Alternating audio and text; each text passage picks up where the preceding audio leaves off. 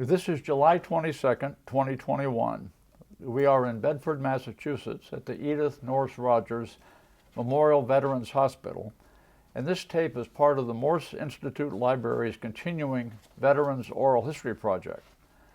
My name is Jim Ramsey, and our camera person is Maureen Sullivan. And we are very privileged to have with us today Nicholas Michael Zallas. Welcome, Nick. Thank you. You're most welcome. May I ask when you were born? I was born August 16th, 1949. And where were you born? Webster, Massachusetts. Did you grow up in Webster? Yes, I did. I lived in Webster until I went to college. I see. So tell us, so you were born in 49. Right. So please tell us about your life growing up in Webster. Well, it was rather interesting times, like 40s, early 50s. We grew up with family we were fairly poor.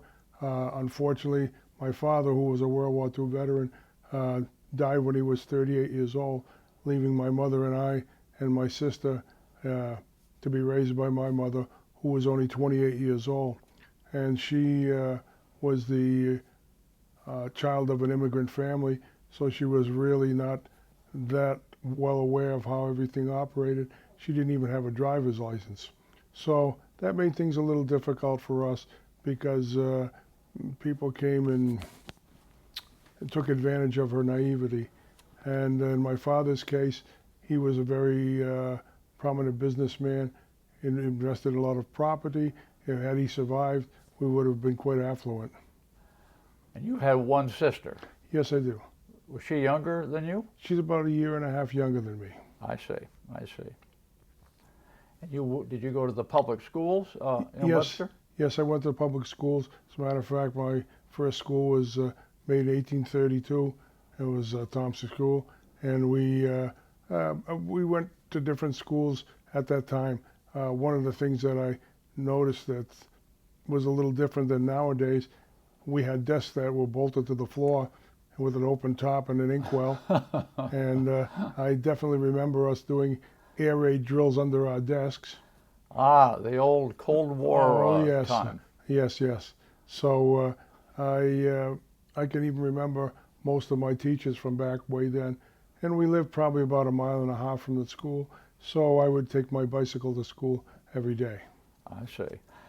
Was the Cold War a fairly kind of prominent topic, or sort of in the background? Or? No, as a matter of fact, it was pretty much in the foreground due to the fact that everybody was worried about building bomb shelters.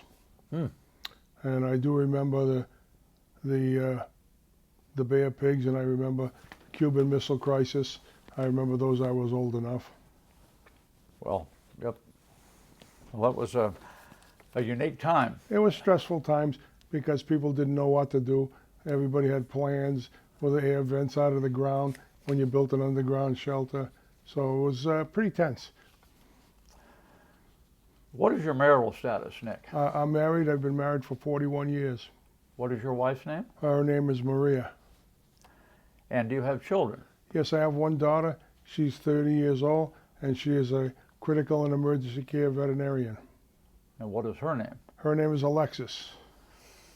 And do you have any grandchildren? No, my daughter will be getting married next month. Well, congratulations Thank to you. you and to her. And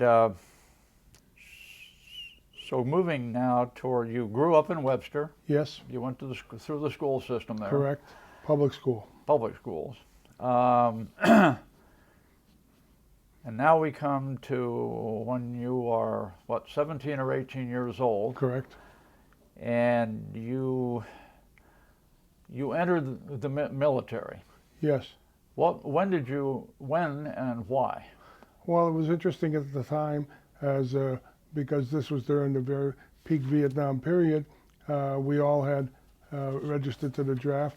We were all issued draft cards, which I still have mine. And so this was 69? yes. Okay. So I went to my local draft board and they said, if in a month, if you don't enlist, then you'll be drafted in either the U.S. Marine Corps or U.S. Army. You can take your pick. And I thought at the time that as a sole surviving son and the last person with my name, they were providing some type of exemption if they're non-combat roles, but it didn't seem to work out that way for me. So I wound up on 20 January 1970 enlisting in the 267th Communications Squadron, the Massachusetts Air National Guard. Massachusetts Air National Guard. That's correct. And I think we can say at this point, just by way of overview, that your wonderful career spanned almost 40 years. Yes. And all of that was spent either in the National Guard or the Reserves. That's correct. Air Force and Army. And Army, yes. And of course, all during that time, you were holding down a civilian job. Correct. Or jobs. Yes. I believe, Nick, that you're the first person in this project, Natick Veterans Oral History Project, to have basically served his entire military career in the Reserves or the National Guard. Okay. And I would hasten to say that of that 40 years, you told me that about 13 of that counted as active duty time because you were because of the need for your active duty service. Correct. So, congratulations on thank you. What must be close to a record-breaking career in many ways. In a few more months, I would have crossed 5 decades of military service. Whoa. Why, by the way, did you choose the Air National Guard to start? I had, at the time, graduated from Wentworth Institute with associates in electronic engineering, and they were really looking for people with electronic aptitude in order to fulfill the needs within their unit. So they enlisted me, and they sent me to Lackland Air Force Base for basic training, and then on to Keesler Air Force Base for ground radio equipment repairman school. So, and when you'd gotten a degree, or you got some training at least in Yes. in electronics. Yes, I had 2-year associate's degree. Associate's degree, and so electronics communications was kind of your bag. Yes. Tell us what basic training was like at Lackland. Was that fun? While fun would be a rather a cute term to say it, I want to say that up until that point, when I was in high school, I wasn't a very good student. I was an average student because I didn't have a father figure to kind of guide me. I kind of ran amok a little bit, and when I went to basic training, they certainly straightened me out, put me on the right path. And yeah, basic training was very interesting. I think a few of the interesting portions were, at the time, Vietnam was really, our troops were heavily engaged, and we had a hospital called Wilford Hall at Lackland Air Force Base. And because we were next to the basic training base, there was potentially a pretty unlimited amount of supply for blood donor for those having critical injuries from Vietnam. Wow. So what they did was, one day they said, all right, any flight that volunteers to give blood today will have the afternoon off for training, and we're going to give you steak dinner. So as usual, us being naive, said, sure, we'll go. So they marched us to another side of the base. They said, go in that room over there and just stand in line. What they done was brought in all the people learning for the first time how to draw blood for the medics. So we had people screaming, passing out. My arm was all black and blue because they punched through the vein. And then at the end of the event, the drill sergeant said, well, forget the training, we're going back to training, no steak dinner. And away we went. Another time. Welcome to the Air National Guard, Air Force. No, well, welcome to the military, because I'm sure they did all those things, whatever service branch you were in. Another particular noteworthy item was when we got our shots initially, they put them in a pneumatic gun. So they said, walk here, take 2 steps, stop, wait, and then take 2 steps, stop, wait. So they gave you a gun. with one shot in each arm. I think they probably gave us about 10 shots all at once. You were a captive audience. Absolutely. We didn't have much to say about it. You just did what you were told. Did what you were told. Okay, so after basic training of 6 weeks or so, or what, a couple of months? In 6 weeks. You went to Keesler Air Force Base for specialized training. Right. That was my military specialty, ground radio equipment and communications, and I graduated from there and returned back to my unit so that I could fill a gap that they didn't have. And when you were doing both kinds of training, I assume you were in there with active duty people as well as other National Guard, is that correct? That's correct. Okay, okay. So you finished your training, and your civilian job at the time, by the way, was what? At the time, I was working for Cambridge Thermionic Corporation. And this was in the communications, electronics Yes, area? I was a technician. A technician. And you basically, we don't need to dwell on this, but as I understand it, through really much of your military career, you of course were doing civilian work in that same general field. Generally, yes. Then later on, I graduated into the program and project management disciplines. Right, you increasing responsibility. Yes, that's correct. In your civilian life, where you really spent the majority of your time. Correct. Okay, so after training, you came back to Massachusetts, and you were with, what was the unit? The 267th Communications Squadron. And that was where? That was in Wellesley, Massachusetts. Wellesley. Yes. And your home at the time, well, currently, you live in Lexington, right? Yes, I lived in Lexington at that time as well. Right, right. So, and basically your requirement there was we would a have weekend a month? And one weekend a month and 2 weeks active duty in the summer. Okay, okay. So, and you started this in 1970. And what was your rank when you started? When I started, I was an Airman First Class, 2-stripe. Airman First Class. Right. Okay. And what did you do in this unit? Well, the unit consisted of major communications huts on mobilizers pulled by 2.5 or 5-ton trucks, and we would go out to a particular area, set up worldwide communications. We'd install the antennas, then get the huts cranked up with the generators, and we would communicate. And was all of this equipment established equipment, or was some of it sort of cutting edge, or? I think it was cutting edge for the time, because we did UHF, VHF, we could talk to aircraft, and we could do pretty much anything we wanted. They were that well equipped. By the way, we're talking now about the Massachusetts Air National Guard. Correct. Explain a little bit about what the Air National Guard, or what the National Guard is. It's a state unit. Yeah, the National Guard is actually the governor's militia. The National Guard at the time was unable to be activated unless it had the permission of the governor. So if the active duty decided they wanted to activate the whole unit, they would have to get the permission of the governor, as opposed to a reserve unit. When later I became, at Hanscom, I became an individual mobilization augmentee. I was a reservist. However, I was not assigned to a unit. I was assigned to a position in the active duty.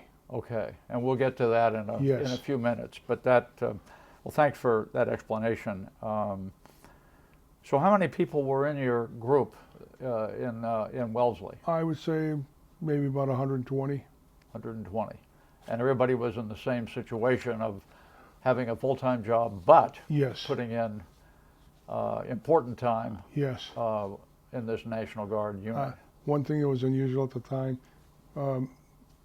I've kept my hair short my entire military career, and even if I tried to grow my hair long, my daughter would tell me, "Dad, go get a haircut."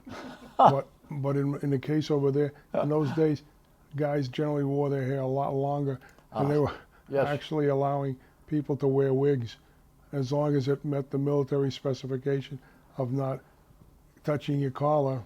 They just looked the other way. As long as the hair didn't touch the collar. Yeah. So I thought that was kind of odd. I never had that problem, so I always kept my hair short. Okay. And how long were you with this National Guard unit? 7 years. 7 And years. over that period of time, I was promoted to E6 Technical Sergeant. So you started as an E3, Yep. did you say? And you worked your way up to E6 Technical Sergeant. Right. Okay.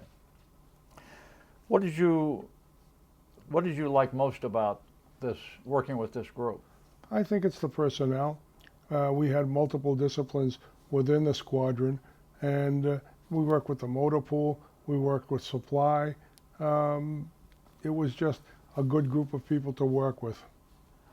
And basically, the way it worked, even though you were there for a weekend a month and then 2 weeks in the summer, somebody basically had organized assignments for you to do. Correct. So Correct.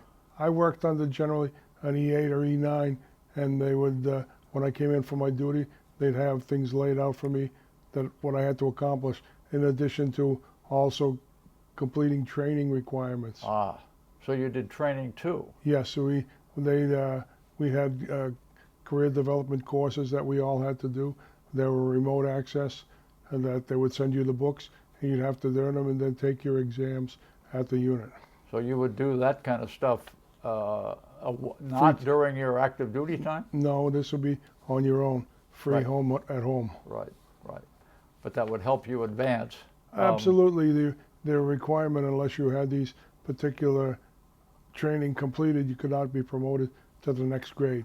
And the other thing also, what was a requirement was that you had to be in a position of a grade or two higher, so that when the time came and you're having the minimum time of service and time and grade, you were eligible for promotion, assuming that you completed all the requirements.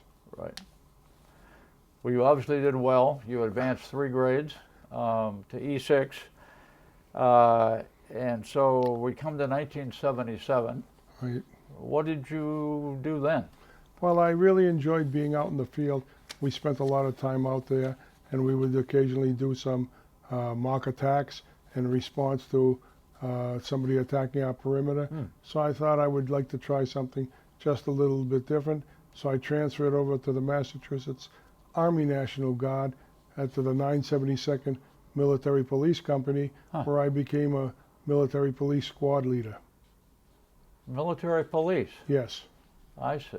So why did you, that's an interesting move. What prompted, what was your thinking, if you can? Well, I think probably went back to when I was a kid, when we used to like to play Army and then shoot up and play guns.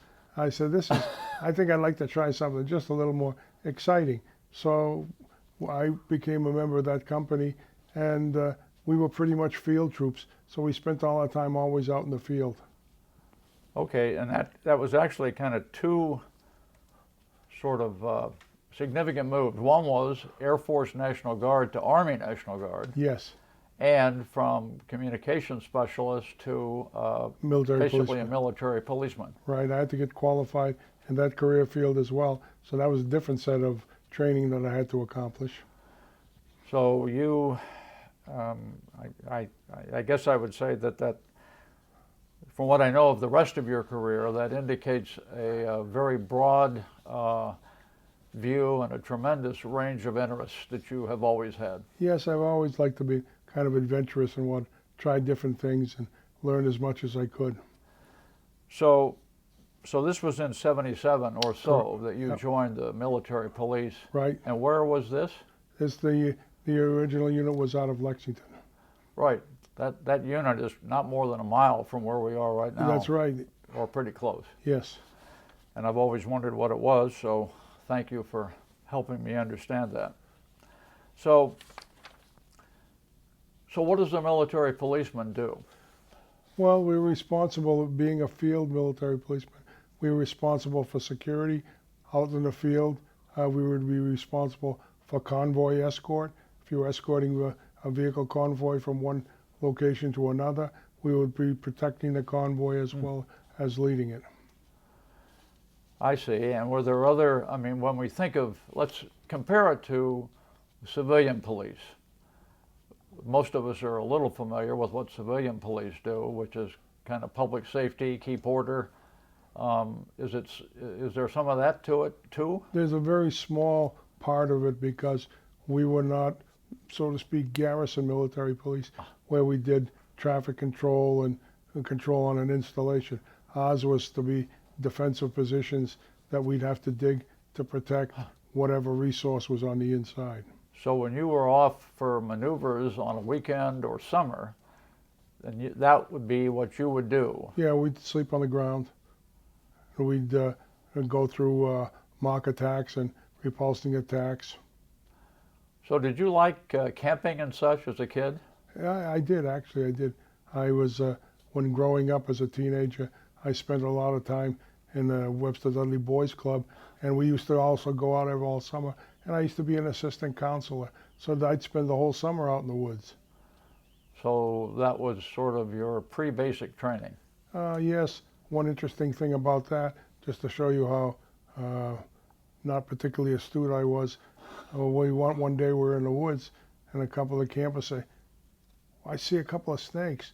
I said, well, I'll go get them. So we went out with a hatchet. Turned out there were two big water moccasins, and I went after them and I chopped off their heads. And the counselor said, you know, you could have gotten bitten by these things. And so that was not a bright move on my part. So you still had something to learn. Oh, plenty to learn. Okay, so you were in the Army National Guard. Right. You were a military policeman. Correct. And how long did you do that, Nick? I did that for about 3 years. As a matter of fact, one of the major things we accomplished was I was involved in the rescue operations for the blizzard of '78. Oh, you were? And I remember that blizzard. yes, it was very interesting. That was a time we were the only military policemen in the state that were authorized to carry sidearms, 45s. And I remember we got a call in the middle of the night saying we're being activated and we're going to go into Boston. So we were to meet at our armory in Lexington, and because the snow was so bad, I woke up my neighbor, and he had a four-wheel drive truck, and he drove me to the base. And at that time, our vehicles, we were still using Jeeps. Nobody had, the Humvees were not in use at the time, and we had to drive to Camp Curtis Guild in Wakefield just to pick up our vehicles. And we were a little delayed because the snow was so bad. They needed a front-end loader to clean the snow away from the front of the doors so we could get in and open up our vehicles. Huh. So each squad was assigned a separate Jeep, and that's what we drove, Jeeps.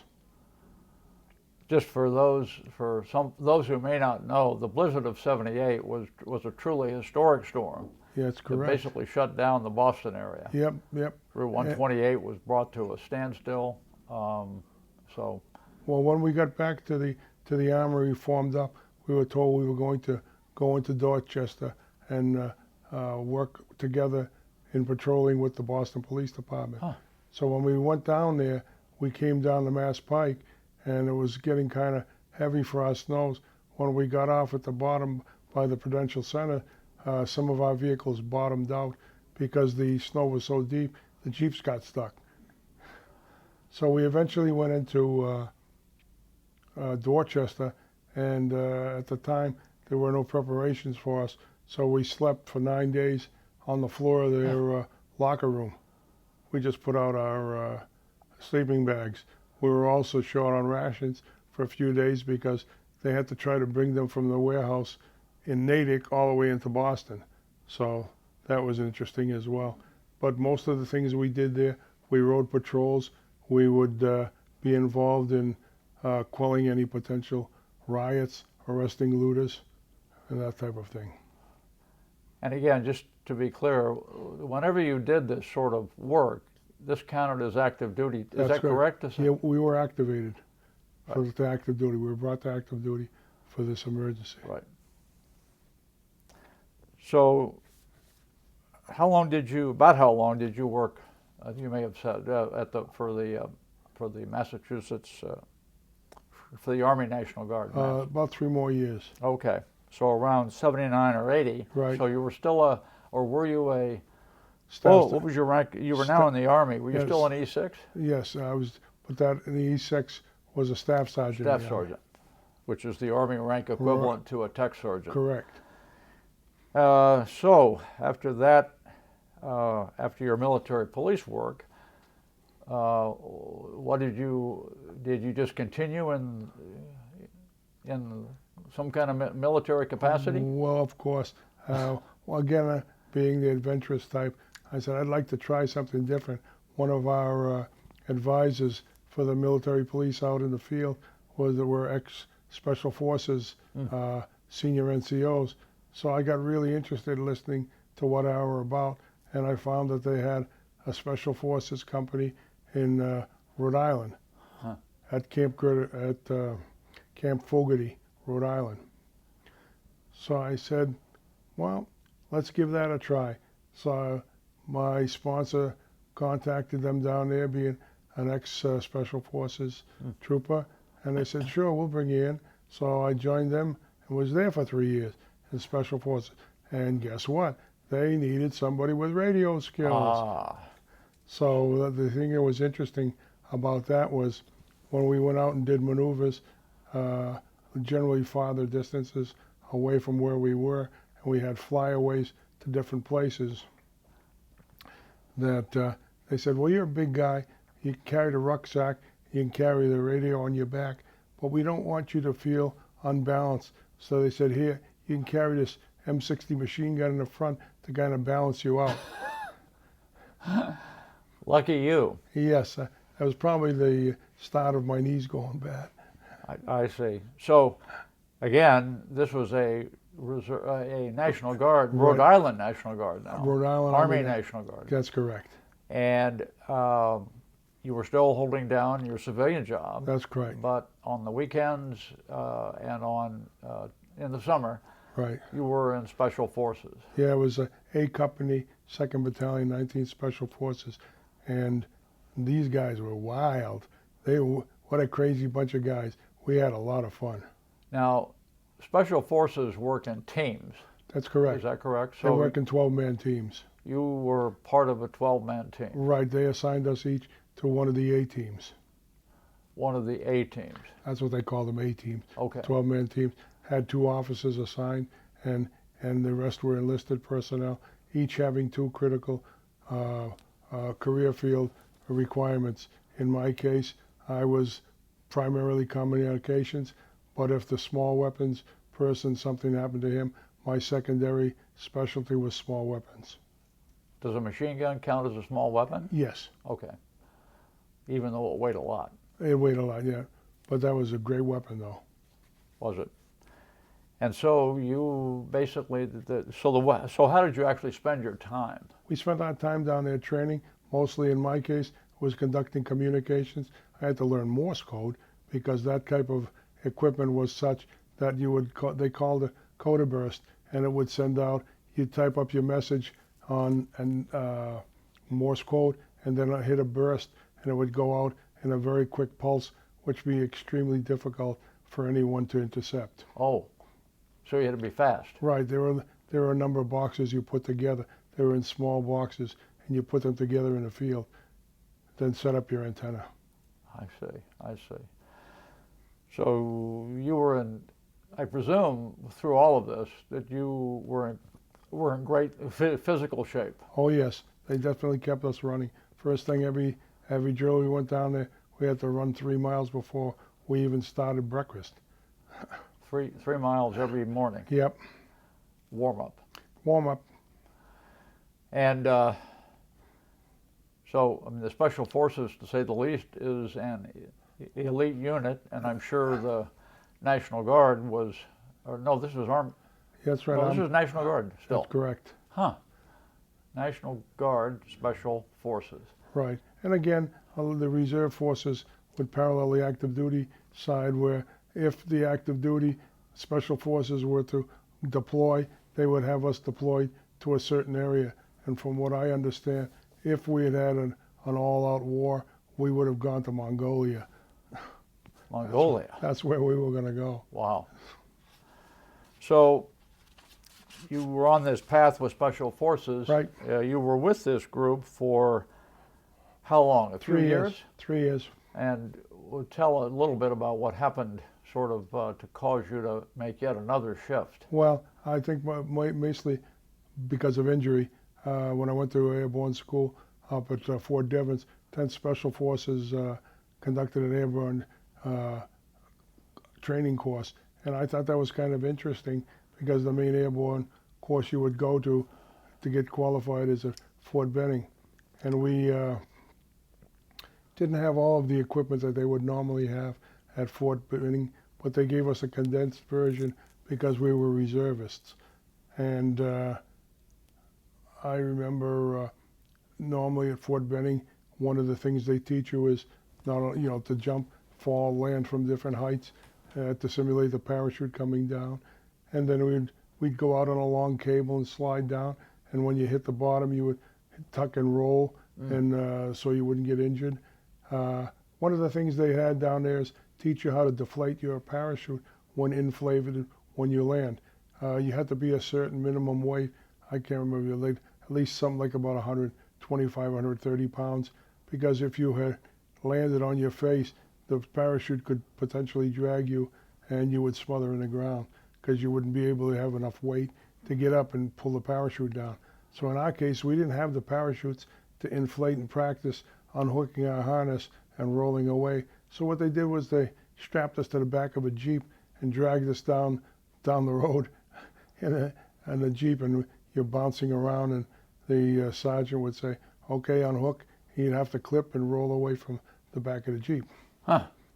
The one thing that injured me, we did a thing called a swing landing trainer, in which case you actually sitting in a harness, maybe about 12 feet up, and you swing back and forth in a pendulum movement similar to the way you would coming down in a parachute. And and they would swing you up real high. So I was up high in a high arc with my feet in the air and about 12 feet up. And I'm not sure if the guy thought he was funny or played a joke, but he dropped me and landed on my back from that high up. So from then on, I was limping around. It was really hurting. So that's when I started getting back problems. And that sort of brought your Special Forces career to a... Well, yes, I didn't want to have to ask them to give me any special treatment because of that.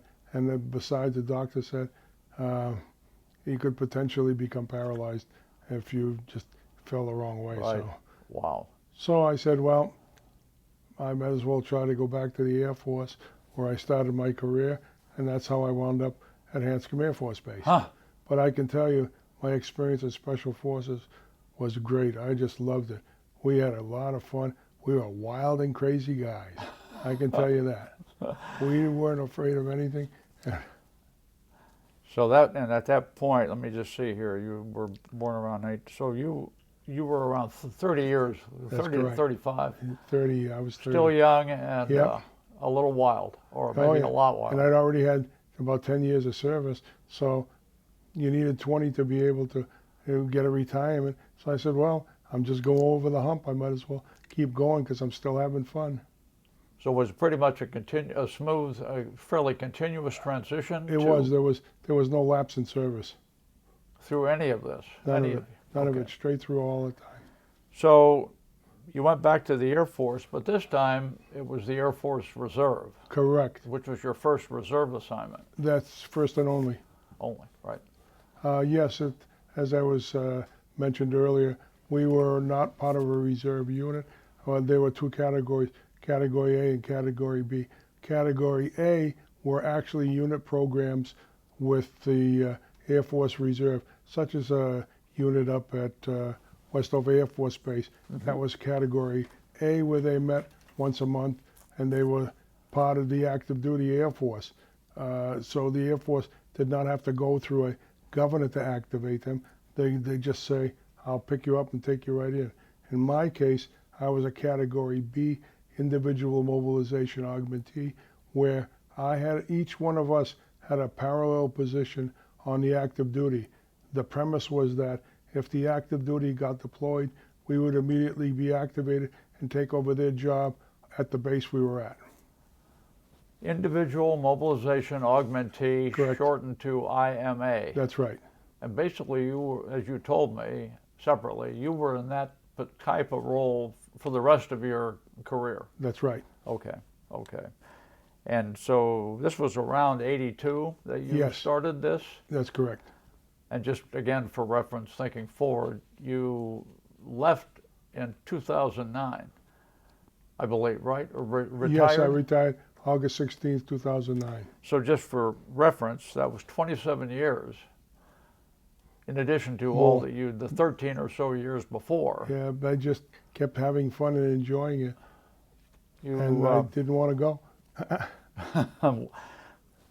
put me in, Coach. Exactly. It was just so interesting, and I believed in my country, and I loved serving in the military. So you were at Hanscom, which again Yes. is right here. Part of Hanscom's in Bedford, part in Concord, Lincoln.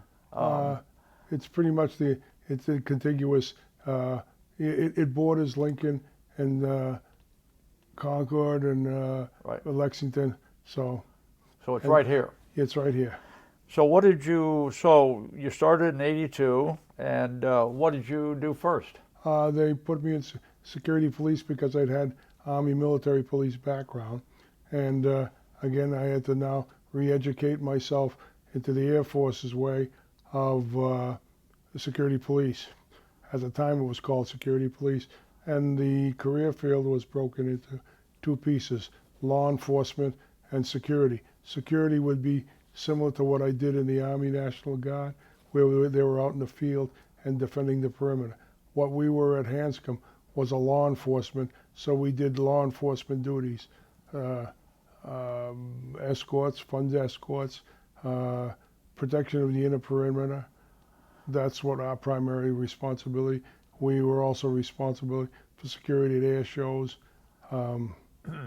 just pretty much anything Right. that was like a normal policeman in a civilian world. Right. So that's the broader role. And I think you told me that you did this initial assignment or this initial unit from like 82 to 94 Right, approximately that time. or so. I initially started out as, they assigned me as a training NCO, non-commissioned officer, and I carried the same rank over as a tech sergeant again.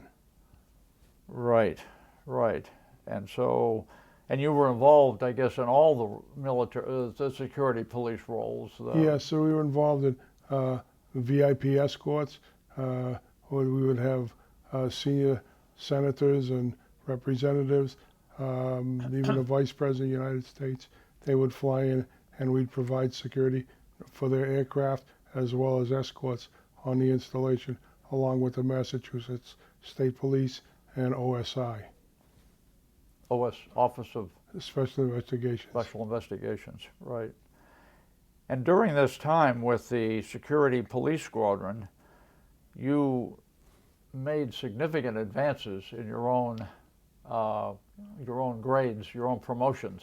Well, one of the Tell things, us a little about that. one of the things about being in a training NCO, we were to develop training scenarios, because I'd had training 3 years in Special Forces and 3 years in the military police out in the field. They asked me to develop a training program to take the unit out to the field to work off the base installation. So I set that all up and wound up escorting the convoy out to Sudbury, and they set up operations just as if the entire base was activated, and everything that went around it. And from that point on, I was served as an aggressor to attack the perimeter so that we could test their preparations. Apparently it worked out so well that they decided to submit me for an outstanding NCO of the year for the Air Force Reserve. So I won at the local level. Then they sent me up to the command level at Wright Pat, and finally I went forward to Air Force board, and lo and behold, I was selected Outstanding Security Police NCO for Air Force Reserve worldwide. Wow. Good for you. It got me by surprise. That's to say the least, that's a significant, and I think you said that came relatively, that was in '83. Right. So not long after you, I mean, early on in your tenure. My first year, yes. Your first year. And over the next 12 years or so, I mean, you, at that point, you were a tech sergeant? Yes. And tell us a little bit about your sort of promotional path over the time in security forces. I was placed in a master sergeant position, one grade above me, and they kind of trained me to assume the responsibilities of a master sergeant. So because I had been an E6 for so long, I had time in service, time in grade, that when the minimum time came about to be promoted, I was promoted to master sergeant, which was actually my original goal, because during the Second World War, my father was a master sergeant, and I said I'd like to at least do what he did. So he was a master sergeant and a first sergeant. And your father, just to step back a minute, your father was in which branch of the service? He was in the Army. He was in the Army. And I think you also told me, a little bit out of place here, but you had other relatives who were also in the service. During the Second World War, my uncle was in the Marine Corps, and during Korea, my other uncle was in the Army. A tradition, a great military tradition in your family. I had a lot of people in front of me that already did it, but I think I didn't do it necessarily because of the history of all the people in my family. I did it because I felt I owed the country something growing up here, and I wanted to serve my country and do my part. I didn't want to be a shirker. Well, you did your part and then some, I would say. But you didn't stop at master sergeant. No. They at that time they had a requirement to for an operations officer. By that time, I had already had my bachelor's degree in engineering management, so that allowed me to at least apply for a reserve officer's position in security police. And first time I went up for the board, they said, well, you're 3 months too old, but we're going to ask for a waiver. I said, okay. And the 3-star general from our command was going to attach a recommendation letter, which generally would hold a lot of weight. Unfortunately, something happened. My letter didn't go in with my package, so they kicked it out. And I said, okay, well, I'll just stick in here, try to get promoted eventually to E9 chief, and that's it. They said, no, we want you to try again. So we reapplied again, and now I was 1 year and 3 months too old, and but this time they had a 1-star, a 2-star, and a 3-star recommendation went with it, and lo and behold, I got the commission. So I went from a master sergeant down to a second lieutenant, starting all over again. Starting in the officer ranks. That's now. Correct. Wow. Well, that must have been a great day. It was great. It was different. I think it was advantageous for me to have been enlisted. I basically had 16 years enlisted time, and it really gave me a different perspective as an officer, because I'd been there, done that, and as an officer, my philosophy always was, I need you, enlisted people, more than you need me. So I'm going to do everything I can to give you whatever you need to do your job.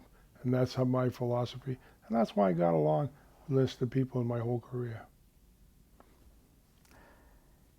And you didn't stop at second lieutenant? No, I was placed in, when I was as second lieutenant, I was placed in a captain's position, which meant that the minimum of time of grade in service, I could be promoted to the next grade. So 2 more years went by, then I became a first lieutenant. A couple more years went by, then I made it to captain. And all during this time, in this individual mobilization augmentee, you were filling a role of an active duty officer. Correct. As a matter of fact, at one point, the active duty security police commander had to go TDY for 3 weeks, and they assigned me and they put me on active duty as the commander of the unit. Huh. I went on G-series orders, which is command orders that allows you to have all the authority of the regular active duty commander. So this was in charge of the whole security police squadron. That's correct. And that commander, what was his rank? He was a major. At that time, you were what, a captain? Captain. So you were one level below. Yes. And of course, that successful assignment was one of the things that helped you become a major. Absolutely. Which you eventually did. So all during this time, you were basically augmenting in different roles. There were so many things came up, I can barely remember them all, but the more significant ones were when we were responsible for air shows. They were doing it on an annual basis, and we were responsible. So I had the responsibility as the primary point of contact for all security operations, which including parking of vehicles, securing of all the aircraft, flight line security, crowd control. So that was my responsibility, and all the people fell underneath me. And in 1988, I know because you told me, you received the Air Force Commendation Medal for something special regarding an air show somewhere. Would you tell us about that? We got the reputation of being really excellent with protecting and managing the security force operations for air shows. So for the first time, we were the first IMA security police to get deployed overseas, and we went to Ramstein Air Base in Germany. They flew us from here to Dover, and from Dover over to Ramstein on a C-5. We went there because they wanted to have additional experienced security police to augment their force. Ramstein was a gigantic base with 2 separate flight lines, so it turned out to be a big challenge. And so how long were you at Ramstein? We were at Ramstein for 2 weeks. And we came in a week ahead of time to get oriented with the installation, and we also did town patrol in Kaiserslautern with the German police as well. And tell us about the climax. The climax was something you didn't really expect. Nobody expects there to be any disaster at an air show, but this was unfortunately what happened in our case. I was responsible for the security police on the immediate flight line for crowd control to ensure that nobody got anywhere near the flight lines when the aircraft were taking off. But at that time, there were also threats from the IRA, the Irish Republican Army, on British aircraft static displays, as well as the ones participating in the air show. This was a NATO air show, so there were representatives from all teams in all of the NATO countries. The United States was there, Germany, Great Britain flew, Italians, a little bit of everybody came and flew at the show. Well, we were at the end of the day with about 20 minutes left of the show, and the final demonstration team, which was supposed to be the feature, was the Italian demonstration team. Unfortunately, what had happened when conducting a particular maneuver that was heart-shaped, there were 2 aircraft that were supposed to crisscross across the center, similar to an arrow being shot through Cupid's heart. And unfortunately, those 2 planes collided. They collided and exploded in the air, and they spewed shrapnel all the way into the crowd, as well as a giant gas cloud from the igniting gasoline that hit the crowd. So at the end of the event, we wound up with 74 dead. There were people in the crowd that were burnt black, dead, died as they fell. We had one of my senior NCOs was talking to a civilian person, and he got a piece of shrapnel into this civilian and it severed his arm, and the guy went down dead. Another case where we had a woman who was pregnant, about 8 months, and she got a piece of shrapnel, sliced her open with the baby out. Another one was a lady got a piece of shrapnel, severed the top of her head, and her brain was sitting next to her body. We had one case where a young child was blown off underneath and crushed under a truck.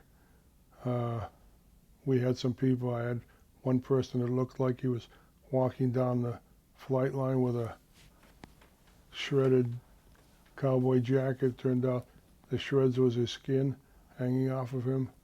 Firefighter was trying to dig into the ground with his hands to bury a body because it was so horrific for him. And eventually we managed to control the crowd. Unfortunately, they didn't have enough body bags, nor did they have rubber gloves, so we had to handle all the body parts and collect them with bare hands. And it was a pretty traumatic day. I was responsible as the senior officer, I was a first lieutenant then, of ensuring we had an entry control point so that people would come in and pick up their privately owned vehicles and drive off the base. And we were also there to protect people who might have been trying to take pocketbooks or cameras or watches. So we got that done. That was about 20 minutes of 5. Around 7:30, we cleaned the area up. All of the bodies were prepped and taken care of. I brought a flatbed truck out, lined them up, and took it to a makeshift morgue. The next day, we were also responsible for keeping the press from coming in and taking any gory pictures. The next day, they decided that, but one of my guys started poking fun. They said, "You're a movie star." I said, "What are you talking about, a movie star?" Well, look at this. They had printed the next day, Stars and Stripes, and I was on the front cover of Stars and Stripes with a couple of people as we were taking somebody away on a stretcher. So I guess that was my 1 minute of fame in the world, being on the front of Stars and Stripes. So some of our people had some breakdowns the mid of the day. My kind of breakdown came a couple of weeks later when I just was driving and I started getting tears in my eyes and I had to pull over. So. And you were back home by that time? Yes. It was the last day just before we were going to leave. Wow. Well, that was I remember that incident. Anybody who was around, it was worldwide attention, certainly. Well, anybody here that has served in any kind of an area where a disaster or combat, you can definitely recognize the smell of burning flesh. You don't forget it. Well, so that was in 1988. That's correct. I see, and you were still in your responsibilities, increasing responsibilities with the security police. Right, at the time I was operations officer. Were you a first lieutenant at that time? First lieutenant, yeah. Okay. And so you just progressed to Captain. AMI for the operations and then eventually to the whole squadron. Right. As you increased in rank. Right, and I eventually, for the next rank, they had to put me in a position as the IMA to the commander. So if he wasn't there, they called me in and I served in his role until he got back. And that was my responsibility. Right. And then that put me in a major's position. And when that happened, in order to get promoted, besides time and grade, you need to conduct and take the required training. So I went to Squadron Officer School, and then eventually went to Air Commander Staff College. So that was my progression in. And at some point in there, you shifted from the security police to a broader role. Right. So what happened is, when I was a major, I effectively had no further area to go into in security police. If it had been a security police group, there probably would have been a lieutenant commander billet, but I'm a lieutenant colonel billet, but I didn't have that here. So in order for me to continue my career, the senior IMAs of the installation decided that they would give me an opportunity to step out of security police and do something different. So I was given the opportunity to become the IMA to the support group commander, who was a major. And what was a support group? A support group is all of the functional organizations in the Air Force and installation. Consisted of security police, electronics, civil engineering, munitions, everything fell under there. So the security police that you'd come from was one unit within Underneath- this broader. Yes, I mean, essentially, Hanscom is a big base with lots of functions. It's got people living on it, right? Barracks, PX, etc. So there's lots of support functions. That's correct. And that support group was responsible for all of that. For all of them, yes. And so you were IMA to the support group commander. That's right. As a major initially. Major. Yes. And then you were promoted further. Yes, we went to once we changed the configuration of the installation, it became a mission support group, and that was headed by a lieutenant colonel. So they put me in a lieutenant colonel position to serve as his IMA. So again, I had to do Air Command and Staff College, which allowed me to be moved up and promoted to lieutenant colonel. So now you were continuing your steady march upward. Upward. With increasing responsibility, and again, you're a reservist, but yes, you took over these active duty roles when the active duty person was not around. That's correct.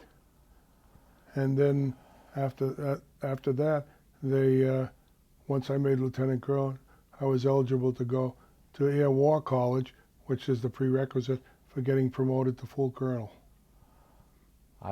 And where's the war? Oh, the War College. Right. The Air War College for reservists is particularly difficult because it's almost a year course, and you can't get very many reservists who are willing to give up their job for a year. So they set that up as correspondence courses, and you went to the base education office where you took closed book exams to pass.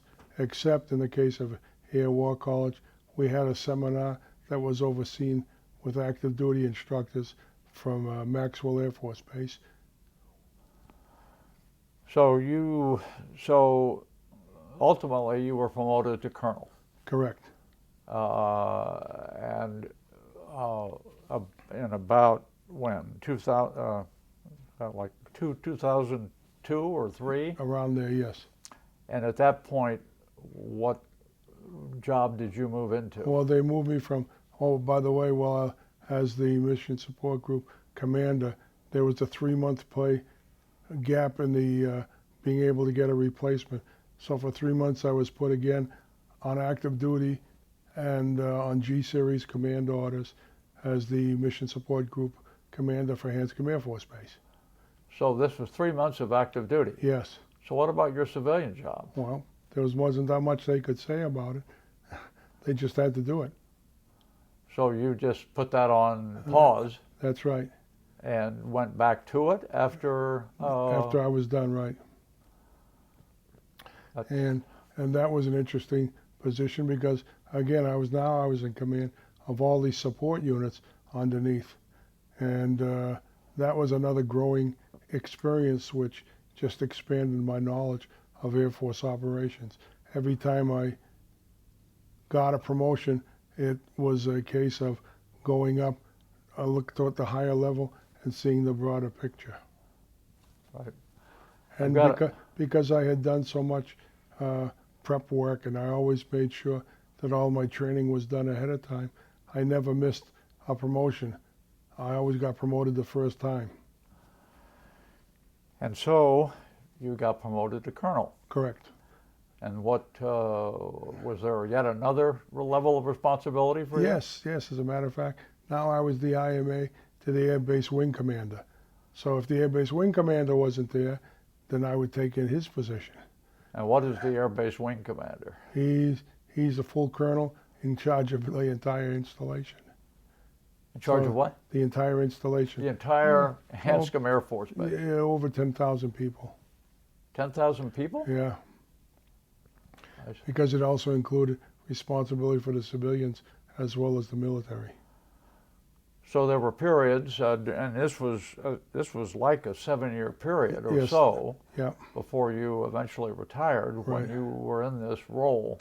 Right. So there were times when you were the acting, what they call it, acting base wing commander. Yeah. I would just come in and they'd say wing commander was going to be on leave for a week. I was the guy that came in, took his place, answered the questions, passed out whatever requirements had to be addressed, and just did what I had to do. And what were some of the things, I mean, that come to mind in either of these last two roles that you'd like to tell us about your own memorable experiences? There's so many. However, one of the things I found extremely interesting as a full colonel, I was put on as the alternate magistrate for a magistrate court and any punitive actions that had to be addressed. So I actually got to be the colonel in charge of a court-martial board. When we had, I got to listen to a defense attorney and a prosecuting attorney based on a case. And then after I had listened to that, I adjourned to a separate room to talk with what my options were for punishment for the offender with the JAG people, and I dropped the hammer. I was never afraid to be a person that had to do the hard job or the hard tasks. I didn't shy away from it. I did what I had to do, and this person received the punishment that he deserved, and that was just one thing. I didn't think twice about it because that was my job. We had cases where I had to have people escorted off the base. We found out someone was a pedophile sex offender and a dependent of someone on the installation. So I went out there with on a notice from the installation commander for me to have him escorted off the installation. He was a minor, so that means his dependent father had to take him. And I went there, read the order. Security police was with me, and so was the JAG. And father said, how much time do we have to prep? Because he was about 15. And I said, about as much time as you have to pack his bag. And that was the order given to me. Again, didn't think twice about it. It was my job. I did what I had to do. So very often I was put in positions of doing tasks that may have been distasteful for other people, but didn't really bother me. You did your job. I did my job. We had cases where I would run operations called Nighthawk, and that was an operation to check people coming on the installation for drug use or being impaired driving. And we would have representatives from the clinic, security police, and JAG to have these people pulled over. And the security police would ask them to exit their vehicles. If they appeared to be impaired, then they would send them over to the next building where they would be subjected to urinalysis or blood test. And if they were found to be inebriated or high from drugs, then they were in real trouble as far as their career went. Might be useful at this point if you could broadly describe what the mission of Hanscom Air Force Base is, main mission. Main mission of Hanscom, they're a research and development center for advanced weapon systems for the Air Force. So majority, we didn't have an active flight line with active aircraft on it. We were, as I said, research and develop. We would have active duty aircraft transit in to Hanscom Air Force Base, whether it be via IP escort or other aircraft assigned to some of the subordinate electronic systems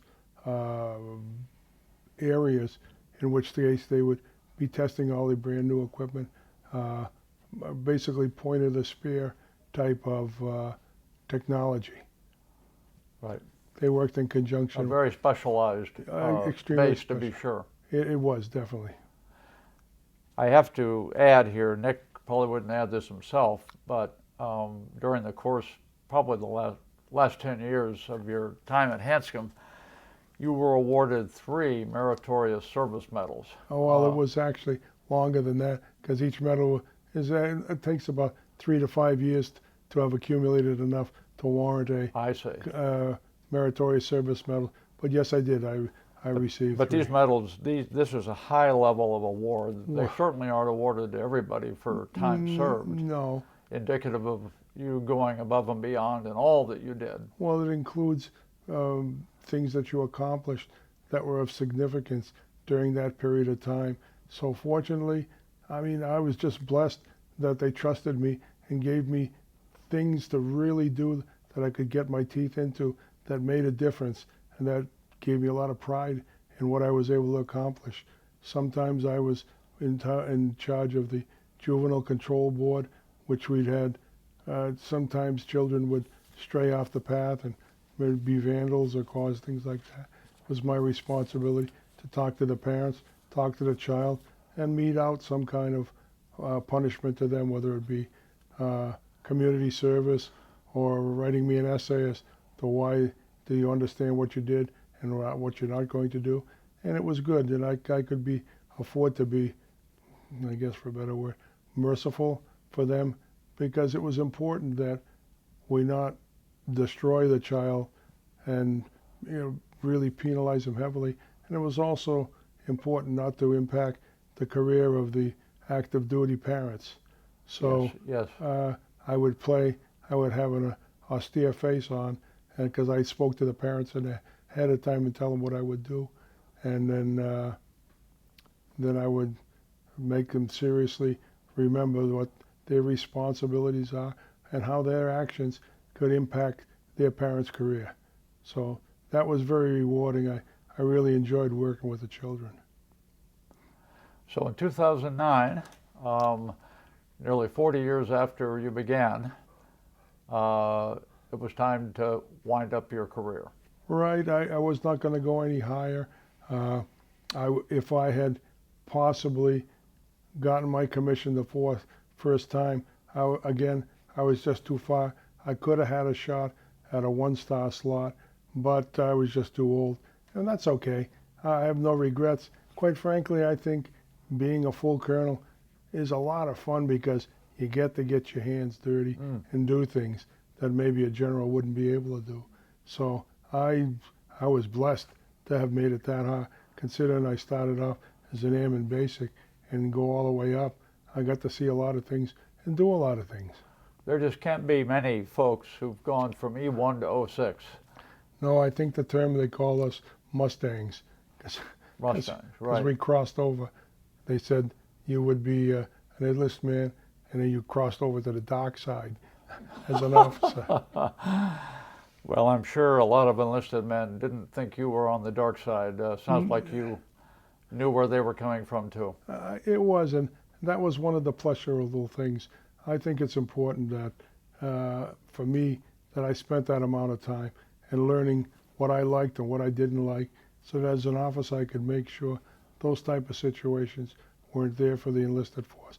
As I said, I needed them more than they needed me. My job was to make sure that they had everything they need, whether it be clothes, equipment, food, shelter. That was my job. Well, congratulations. Oh, thank you, thank you. And this is taking a different tack, but I have to talk about this briefly. Okay. You are of Greek heritage. That's correct. I don't know how many generations back came from Greece. My grandparents came from Greece. They came from Greece. But what I do know is that you've been all through this time, as part of your non-military life, among many things that you've done, you're very active in affairs relating to Greece. Right. And furthermore, you are a musician, you've had a band, and you played a very special instrument. What was it? What is it? I played a Greek folk instrument called a bouzouki, and it's a folk instrument, and it's primarily designed to play folk music. When I was 16-year-old, I was very fortunate to have the opportunity to go to Greece with some people, and I lived in a village for 3 months. That in itself was an eye-opener, because it was like stepping back in a time capsule 100 years. I still lived in a village where there was no running water. You had to crank water from a well. We had no showers or bathtubs. You went and swam in the river with a bar of soap. We had no toilets. We had an outhouse that you had to use. So there was no air conditioning. The electricity was on only a few hours a day. There were no refrigerators. There were no tarred roads. People got around either on little motor scooters or by horse or drove wagons around. It was an experience. Because there was very little food to eat, I wound up losing 41 pounds in 3 months. Wow. So, but I worked out in the fields with them. It was just a wonderful experience. Came back and made me appreciate what I had back here in the United States. But it also made you appreciate your Greek heritage. Absolutely, and it was after that I decided I wanted to do a little more. So I decided I wanted to play music. So I started learning the instrument by myself. My friend brought me a bouzouki from Greece, and I just started learning. And I would follow the orchestras around and ask him, the bouzouki player, if he would just give me a few tips and hints, and then nobody refused. And I wound up playing for years, as I say, 55 years, made a recording. I've played in Greece about 8 or 9 times. It was a lot of fun. And you became probably a master bouzouki player. Well, let's say I was a very good bouzouki player. I wasn't a master. Okay. I'll keep But it in now perspective. I happen to know, I think I know, but I'm going to let you complete the story. I saw something on the internet about an instrument of yours that's now in a favorite place of mine, which is the Museum of Fine Arts, Boston. A couple of instruments. I'd collected instruments. Every time we went to Greece about a dozen times, my wife and I, we took my daughter 5 times as she was growing up, and I would seek out these traditional instruments, the techniques of where, and the people who built them were dying, and the younger people weren't picking up the mantle to continue. So I would take some of these instruments. So a few of them, yes, they're in the Museum of Fine Arts in Boston, and I'm very proud to say that it came from me. Well, you do get credit because I saw it. So congratulations. Just another dimension of Nick Zallas. Kind of wrap up here, Nick, back to your military service. How important to you was serving in the military? How do you think it affected your life? Well, it's certainly the discipline that the military taught me, helped me my entire life. If it wasn't for that, I never would have had an associate's degree, 2 bachelor's degrees, and 2 master's degrees. It just kept me, gave me the motivation, and taught me a lot of self-confidence. Because if you can go through all these trainings, schools, basic training, you should be able to do almost anything. And it sort of improved my confidence. As a matter of fact, my daughter credits me with being disciplined enough to teach her to be disciplined so that she could complete the rigorous regimen of becoming a veterinarian. So I'm very proud of that. I was able to help her. And she said I helped her to be disciplined enough. And so as far as the impact for me, I'm proud to be an American. and I'm proud to have served in the military forces because I love my country and I love being in the military. And even after that, I still wouldn't let go. After I retired, I worked as a government civil service for the military as the Hanscom Air Force Base anti-terrorism officer. So I never left at all. I just kept going and on and on. And I just really love it. It was your life. It was my life, and it's been a lot of water under the bridge, and it's been really great. I have thousands of memories, and some of them I can't remember, but it was great being both in the Army and the Air Force. So looking back, is there one memorable experience or character or humorous experience? You've shared a lot with us, but sort of to sum up? Well, I think the biggest part was, I thought most importantly, and it seemed to be a policy that helped me whenever I went forward to be given an opportunity for promotion. And for example, if I was selected to be the support group commander, they would interview half a dozen people, not just me. And the first thing I would say to the commander says, "Sir, what can I do for you to make your job easier, as opposed to what can you do for me?" And I think that impressed them enough that they said, a man's willing to do what he has to do without expecting anything in return. And I never did, but it just showed with that attitude and spirit and drive, the people liked me and always pushed me forward. And I never failed in every promotional opportunity, so it was really good. A philosophy that served you well And throughout. I think part of the issue was, with my father dying so young, I was forced to grow up by myself, and I learned a lot of hard lessons, and people took advantage of me, and I became street smart, and I think that helps you an awful lot in the service. I'm sure it certainly helped you.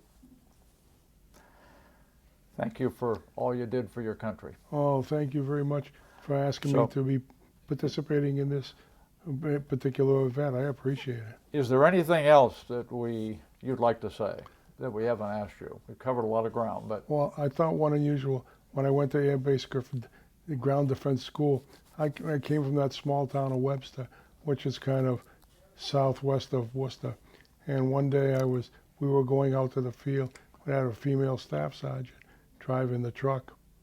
And so I just kind of chatting with her. I said, "Where are you from?" She says, "Massachusetts." I said, "So am I." I said, "What town?" She says, "You probably wouldn't know it. It's a little town." I said, "What's the name of it?" She said, "Webster." I said, "Webster?" I says, "I was born in Webster." And I said, "What school did you go to?" Turned out that she happened to be from the parochial school, and I was in the public school, and we were the same age. So it's a small world. Here I am at Bergstrom Air Force Base in Texas, and I meet a female Air Force member who was from the same town as me and the same. Who knows if we hadn't bumped into ourselves decades earlier. So I thought that was kind of interesting. well, thank you for that. And Nick, I just say thank you, Michael Zallas, for your great participation in this program. Thank you, and quite frankly, all of this wouldn't have been possible without the support of my wife all these years, as well as my daughter. They were always there to help me and support me. In fact, my daughter often used to shine my boots for me to save me the time. So I've been blessed. Thank you again. Thank you very much.